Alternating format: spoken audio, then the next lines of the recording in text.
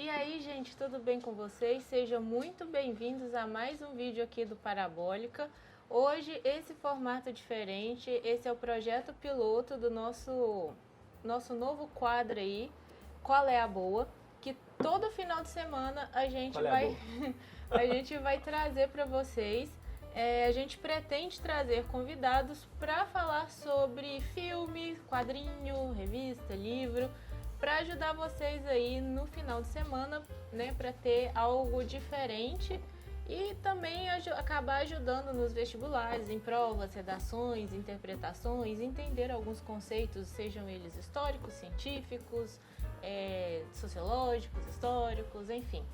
Aqui a gente pode acabar abordando um pouquinho de tudo. E para começar, eu trouxe o ilustre Sou eu. professor Pedro Renault. A gente trouxe como dica, esse final de semana a gente vai começar com esse graphic novel. Quer que eu coloque mais perto Pode da colocar lente ali? Que é o Persepolis. Explica o que é um graphic novel, mozão. Inclusive, eu descobri o que é graphic novel namorando, mozão, sabe? Então, acho que é importante você explicar. Tá focando? Graphic novel, gente, é um tipo de quadrinho em que não necessariamente são abordados temas como as HQs de herói da Marvel, né? Batman, Super-Homem, Homem-Aranha, Mulher Maravilha, que a gente está acostumado.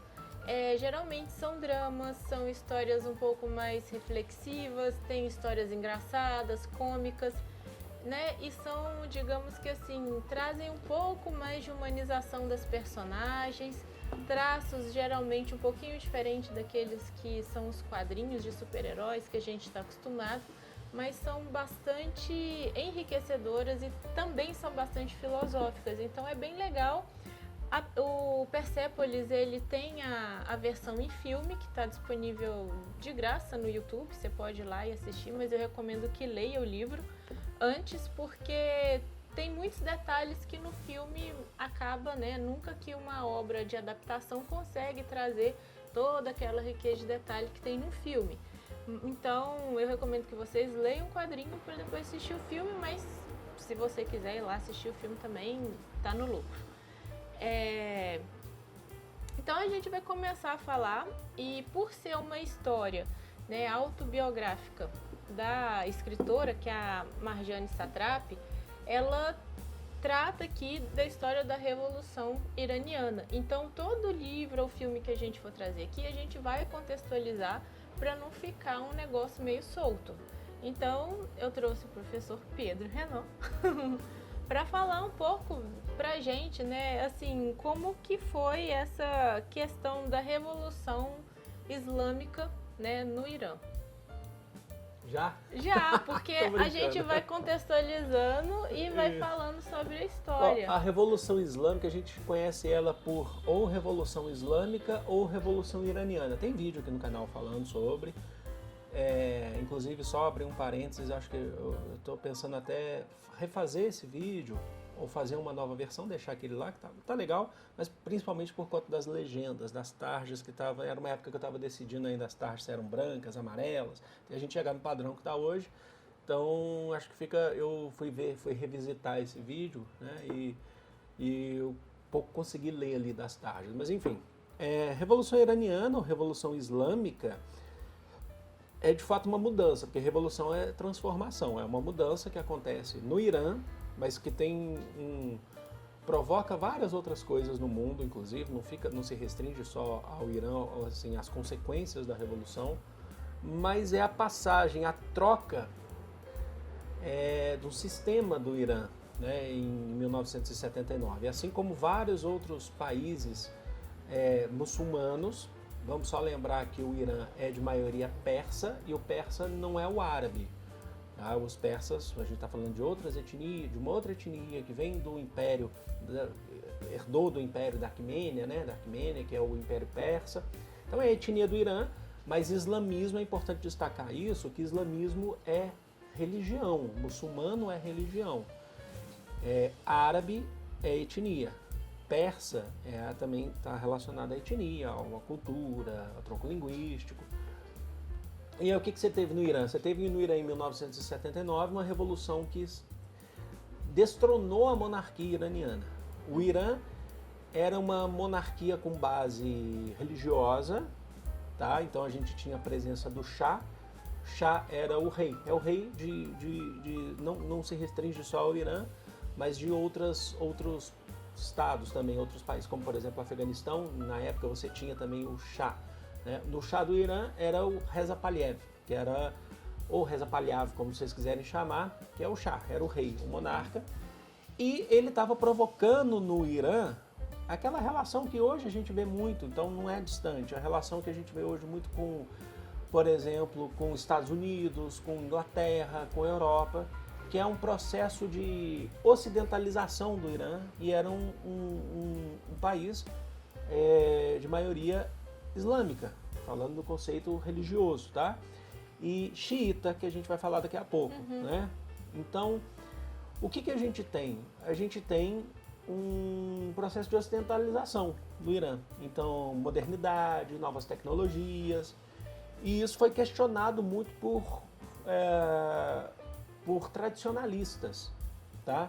Tradicionalistas dentro do Irã, que o Shah, ele abria as portas do Irã para o capital internacional, ele reprimia o povo também, certo? Ele estava lá no poder há muito tempo. Então não é muito diferente do que você tem hoje em outras monarquias islâmicas também no Oriente. Então você tem, por exemplo, não iguais necessariamente ao Irã, mas existem outras. E aí você teve um processo de revolução questionando essa ocidentalização, essa modernidade, essa ocidentalização. A gente estava chegando no final ali da Guerra Fria, né? E aí você teve o processo de revolução que é baseado na religião. A ideia de se destronar o Shah, e aí o Irã passou a ser uma república, que a gente vai chamar de república teocrática. Não é uma república como no Brasil, por exemplo, uma democracia representativa, uma república teocrática. Não é uma, como eu falo, não é uma república igual no Brasil ou outras várias repúblicas, que são repúblicas que definem o Estado laico. O Brasil é o Estado laico desde a Constituição de 1891 oficialmente. O que significa isso? Você pode ter a religião que quiser, é seu direito. Não que no Irã não possa, mas o Estado lá vai se definir como um Estado islâmico, né? Um Estado religioso. Falar Estado islâmico é um pouco complicado porque as pessoas podem confundir, mas um Estado religioso vai ter um processo de eleições legislativas no Irã. Então você tem um processo, destronou a monarquia, o Shah Reza Pahlavi foi destronado. E o que a gente tem é a figura do presidente, mas acima da figura do presidente tem pela Constituição o líder supremo do Irã, que é o defensor da Carta Constitucional, que é um defensor também do ponto de vista religioso, tá? Islâmico. Esse líder a gente chama de Ayatollah. Na época do Islã, da Revolução, era o Ayatollah Khomeini, que era o líder da Revolução. Ele é o líder supremo do processo revolucionário. E isso é garantido por Constituição iraniana, tá? Depois, o Ayatollah Khomeini, ele morreu em 1989 e hoje você tem um outro Ayatollah. Então, e aí você tem, o que é interessante destacar, porque eu estava até, inclusive, a gente está preparando um conteúdo sobre ética, sobre essa questão da ética e moralidade. A moral acaba ficando em cima, é ela que define os costumes. Então não é a ética que é um valor individual que vai tentar ser universal. Ali nesse caso você tem a moral sendo definindo os costumes. E aí o que acontece é que houve uma mudança brusca, abrupta na sociedade iraniana, como a gente vê em Persépolis, como por exemplo as mulheres a partir desse momento elas passam a ter que se esconder, não podem frequentar instituições sem estarem com o véu. Isso é um negócio importante a gente analisar no livro, e até bom que as pessoas já vão ler o livro já com esse contexto histórico, né? Porque uma coisa assim muito interessante de notar, porque além de ser uma perspectiva feminina, né? E aí ela vai falar sobre essa questão do véu. A autora do livro, né, a Marjan, ela foi criada dentro de uma família que sempre conversou sobre política, então ela foi participar das manifestações, depois ela, sem dar spoiler, tá, gente? Ela foi pra França não, ela estudou no Lycée Francês, depois ela foi para outro país, depois voltou. E é muito interessante notar essa questão da religião, porque mesmo ela sendo uma pessoa muito esclarecida e aberta aos costumes, né, ocidentais, né, porque ela viveu antes dessa... foi durante, né, tem a infância dela antes da Revolução e depois trata a adolescência e depois ela volta, né, na vida adulta. Ela sempre teve um apego às culturas e às tradições do Irã, né, muito, muito forte.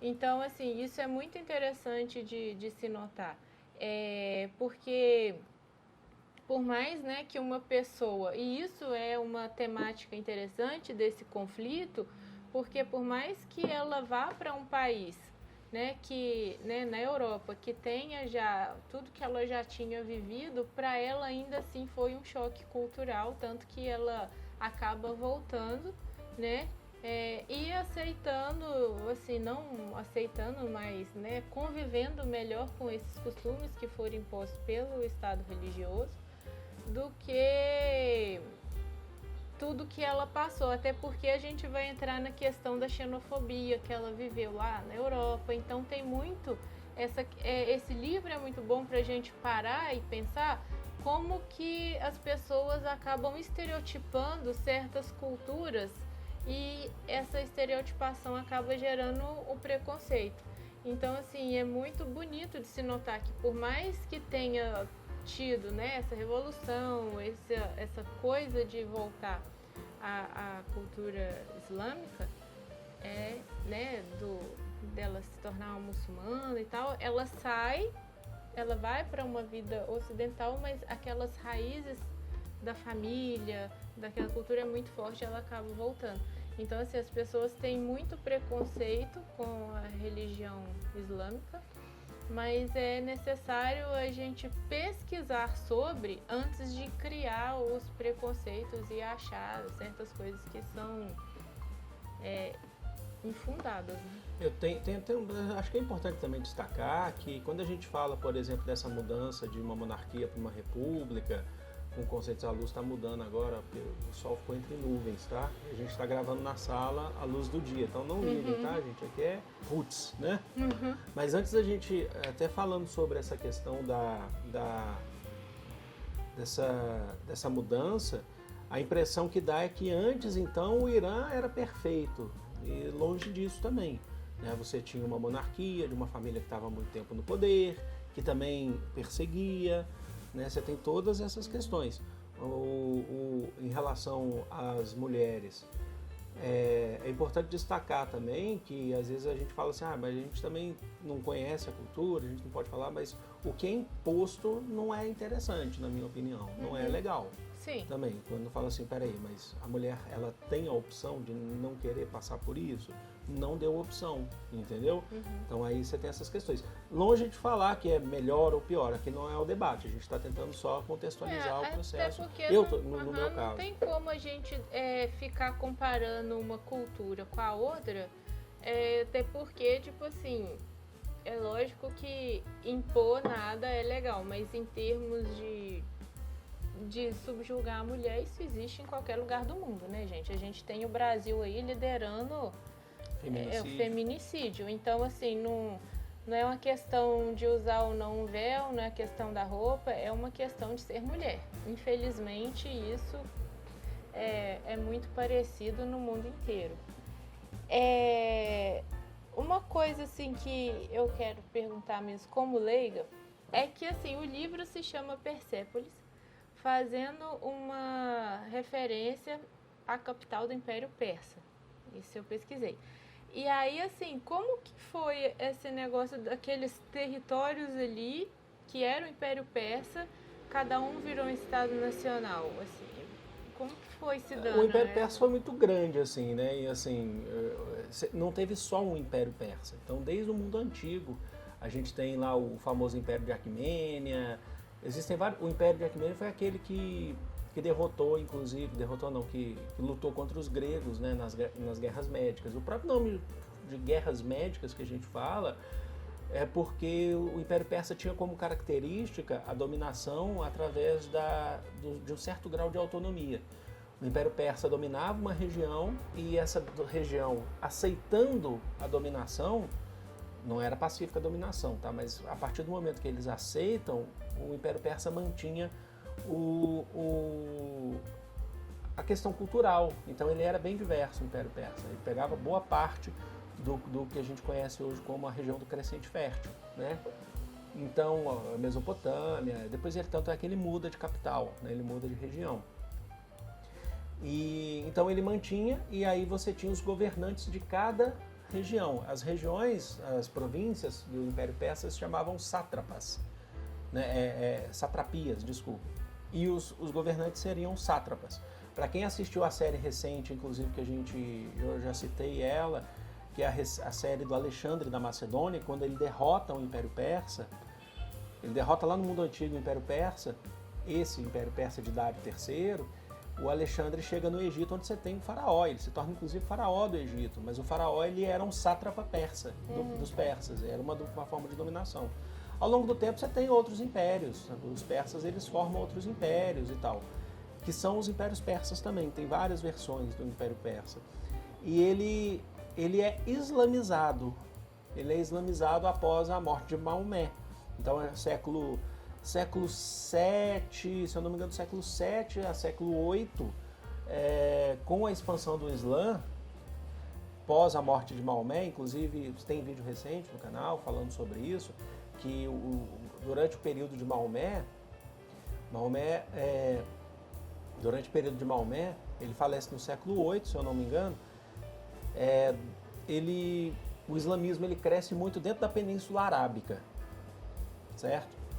Dentro da Península Arábica. Após a morte de Maomé, os califas que passam a comandar o mundo islâmico, né, que aí a gente passa a chamar até de Império Islâmico, eles expandem ainda mais. E aí chega, inclusive, na Pérsia, chega no Irã.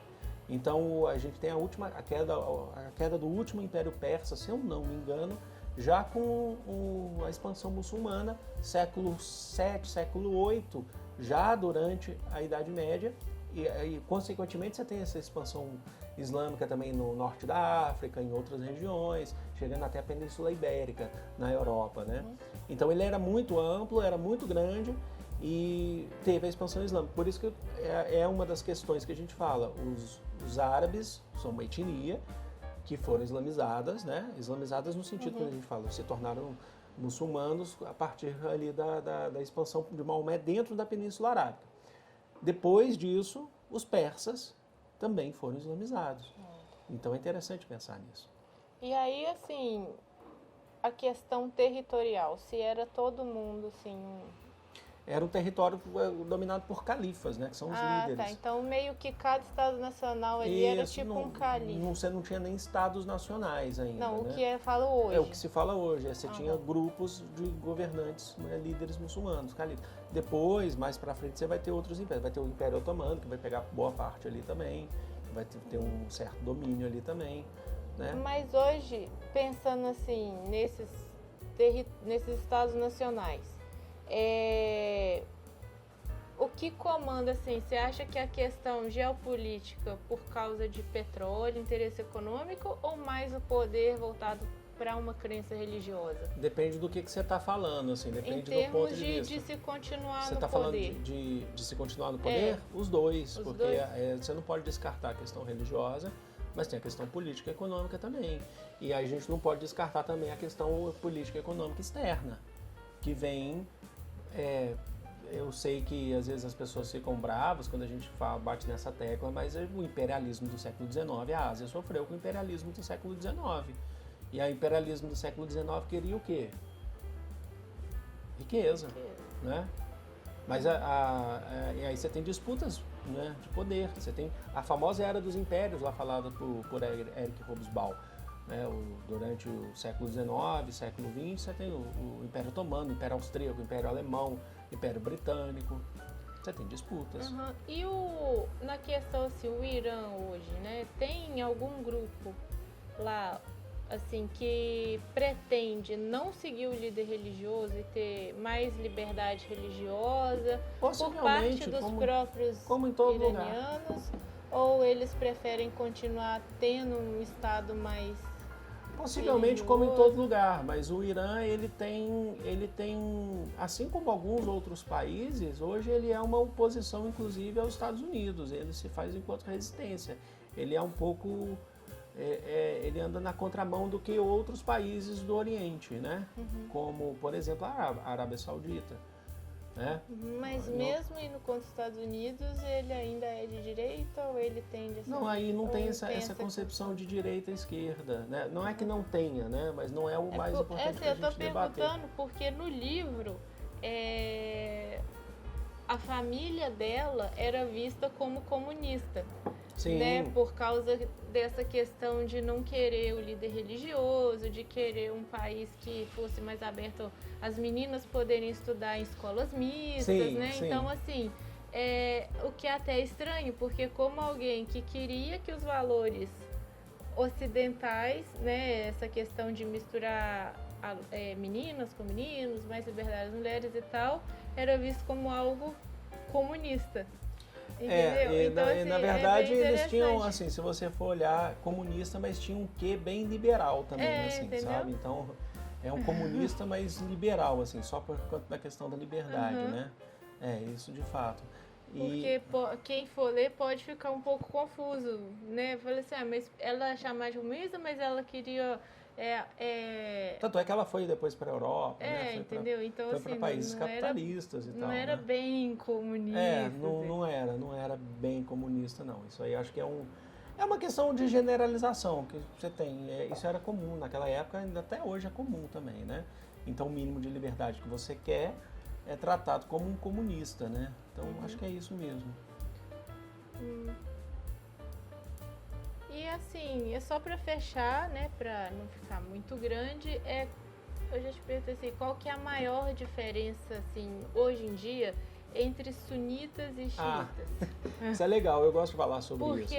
O Irã, ele é de maioria xiita, o governo iraniano, ele é xiita, tá? Então, assim, a maioria no Oriente é sunita.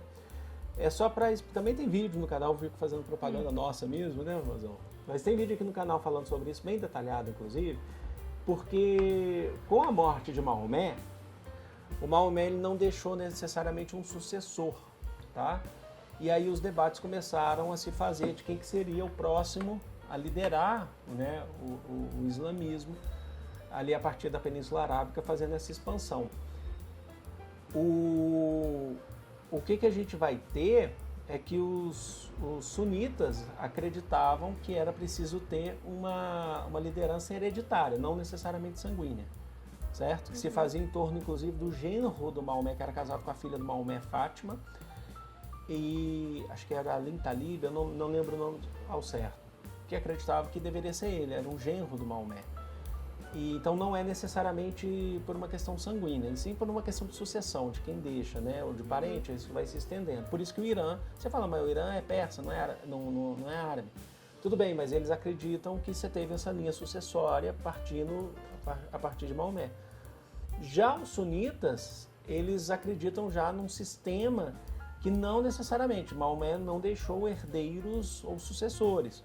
Então, aqueles que são considerados aptos a liderarem o mundo islâmico devem governar, né, liderar o mundo islâmico. Então, para os sunitas hoje eles são a maioria no Oriente. Os sunitas representam no Oriente, se eu não me engano, 90%. Então, a maioria é formada por sunitas. Só que aí é muito complicado, porque assim, as pessoas acabam achando que o xiita é o radical, o sunita não é o debate sobre radicalismo ou sobre extremismo, que também são coisas diferentes, radicalismo e extremismo. É um debate sobre a questão da origem, da questão de liderança do mundo islâmico. Né? Então, assim, eu sempre falo, por exemplo, pra vocês terem noção, você acha que Saddam Hussein foi no Iraque, né? Inclusive tem ligação com a própria Revolução Iraniana, porque o Saddam Hussein ele queria também passar por um processo de ocidentalização do Iraque e ele queria evitar que acontecesse a mesma coisa no Iraque. Então ele fez uma guerra com o Irã, chamada de Guerra Irã-Iraque, é de 1982, 3 anos após a Revolução Islâmica. A Revolução Islâmica ela foi para frente. Justamente por causa dessa guerra que ela vai para a Europa, no livro. Isso, a guerra Irã-Iraque. Né? Porque o Saddam Hussein não queria. E o Saddam Hussein era financiado pelos Estados Unidos. Mas o Saddam Hussein depois foi perseguido, era tido como que torturou muita gente, matou muita gente. Aí eu falo para vocês, o Saddam Hussein era extremista? A maioria vai falar que sim.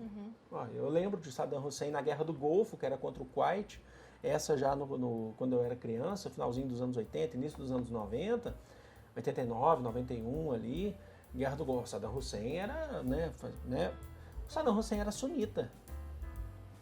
Então a gente vai ser apto de achar que o xiita é o radical, o sunita não. A maioria no mundo árabe é o sunita. A gente não está falando de radicalismo ou não nesse caso, a gente não pode relacionar nesse sentido. Tá? O Saddam Hussein era sunita, então a maioria do mundo árabe é sunita. Inclusive, por exemplo, grupos terroristas, o Estado Islâmico ele é sunita. Ele não é xiita, ele é sunita. Então, só para entender, o sunita ele não fala necessariamente da hereditariedade em relação a Maomé, ele fala da aptidão para o mundo islâmico, um conceito, um sistema jurídico baseado na Sunna. A Sunna é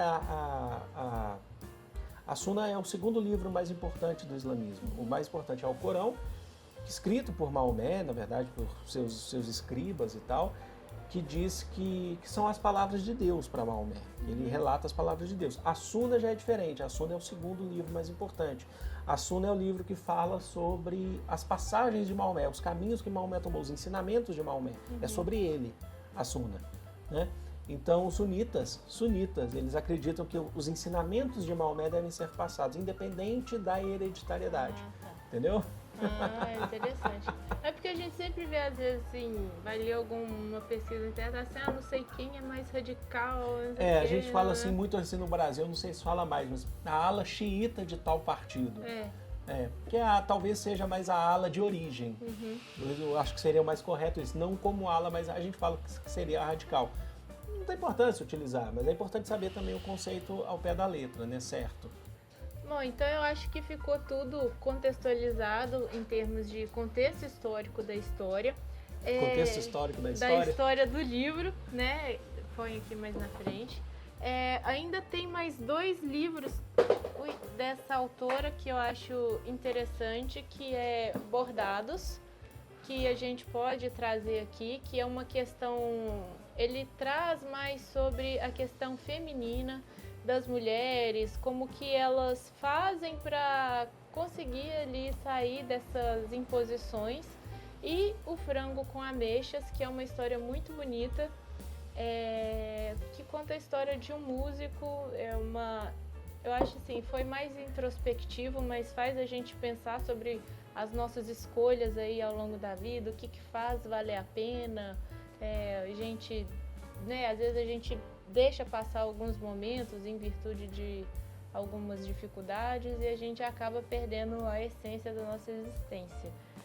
É muito profundo. E fica aí, então, a dica de hoje, Persépolis, tá? É bem humano, eu gostei bastante, vou repetir, porque ela não se coloca como heroína, mas sim como um ser humano, então ela faz reflexões a respeito das escolhas erradas que ela fez, como que ela vê as coisas. Ela tem, no início, ela sonha em ser uma profetisa, depois ela vê que para ser uma profetisa ela precisava de muita sabedoria, e aí as próprias atitudes dela falam por ela mesma, e aquela coisa da adolescência. Então, assim, hoje, para quem tiver curiosidade, essa autora vive na França, ela é comunicadora visual, ela é artista visual, então ela faz vários trabalhos, muito legal a arte dela, vale a pena pesquisar depois, inclusive uma capa do Iggy Pop, foi ela que fez, agora eu não vou lembrar qual o disco dele, não sei se tem alguém fã de Iggy Pop aí, tá? E é sempre legal ver mulheres, né, sendo... Ela foi indicada ao Oscar por causa desse filme, né, porque esse livro virou um filme. Então, assim, é muito bom a gente ter exemplos de mulheres de várias etnias, de vários locais do mundo, sobressaindo e servindo de exemplo e esperança para tantas outras meninas. E fica a dica aí, certinho? A gente vai ficando por aqui. A gente vai ficando? Vai ficando. A gente vamos ficando? Não, a gente também vai. Não, né? É importante falar, se vocês gostaram desse formato, se vocês quiserem que a gente traga outras questões, porque a gente gostou muito de fazer esse... Aqui estamos na sala de casa, por isso se tiver barulho lá fora, eu sei que tem gente que fala que o professor sempre reclama que está quente, Pedro, Mas tá está calor. muito quente, vocês sabem disso.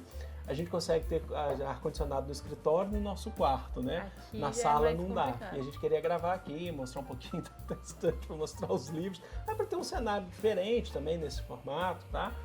Para vocês, aí a gente trouxe a câmera, microfoninho, então a janela está aberta, né? E aí aqui a gente não tem uma iluminação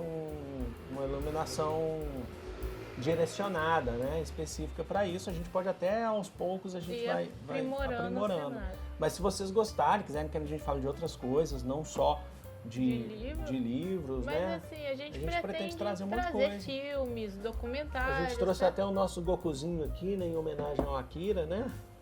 Grande perda aí para os fãs de anime, eu fiquei mas arrasado. a gente gosta bastante de muitas coisas. Então, de cultura pop, quem tá na frente, aí dessa série aí é Mozão.